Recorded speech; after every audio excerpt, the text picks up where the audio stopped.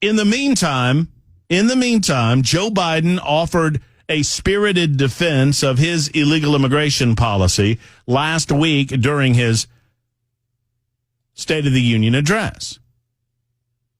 And sadly, because of the style of the presentation, Katie Britt's response to that failure of an immigration policy got a little bit lost. But thankfully, we do have people that are willing to step up and offer a spirited response to Joe Biden with regard to his inability to do anything about the southern border. Joe Biden, it is a part of his political philosophy and his political party's governance that they have allowed millions upon millions of illegal aliens to cross the southern border, some of which are doing very bad things to very good people, American citizens. Obviously, Laken Riley is an example of that, but just one. There are hundreds, if not thousands, of other examples over the last 3 years of Biden-era immigration policy being literally deadly to people, and not just with drug overdoses and human smuggling, but literally with murder, sexual assault, rape, and other matters. And Joe Biden dismissed all of these things. And he focused over the weekend instead on apologizing, offering an apology to anyone who would listen over his use of the word illegal. Well, to respond to him, because Katie Britt did such a poor job of doing so, I present this political figure to you. I think it will be a voice familiar to you, ladies and gentlemen, in response to Joe Biden and his failure of policy on the southern border.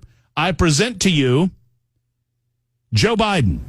To put it in very personal terms for a moment, Joe Biden, me, I would settle for a world in which I could worry about the same kinds of things that my parents worried about, in which I only had to worry about the grades my children got in school rather than the drugs they're being exposed to, in which I only had to worry about the prices my wife had to pay at the supermarket instead of fearing that she might get mugged by a junkie in the parking lot as she loads her groceries into the car, in which tonight I could call my mom just to wish her pleasant dreams, not for the purpose of making sure she's safe in her own home.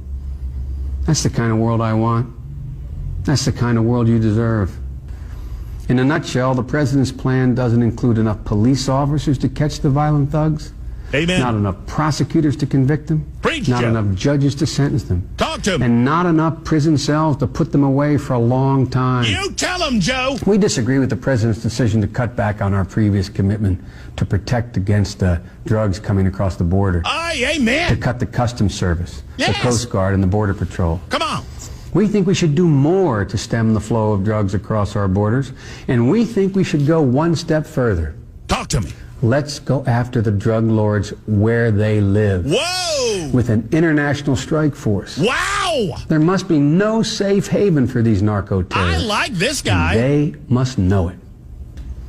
And we don't have to promise a world without worry or fear. We're not asking for that much. All we have to do together is to keep our promises and stay together.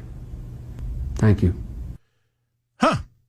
I did not say that. That's not. I did not say that. You know, sadly, if the decision makers within the Republican Party were smart, instead of overcoaching Katie Britt to the point that she came off as phony, and I don't think Katie Britt's a phony person. I think Katie Britt's heart's in the right place. Sadly, she was overcoached to the point that she's now been a source of lampoon and ridicule as opposed to getting to the meat of what she actually said. If you read her speech, it's powerful. As delivered, not so much. But that guy sounds reasonable. How sad is it?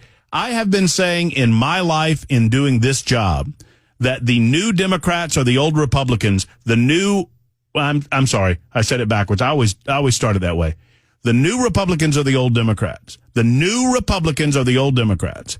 And the new Democrats are the old socialists. And there aren't really any conservatives anymore, which is why we've made that distinction between establishment Republicans and Trump or MAGA Republicans.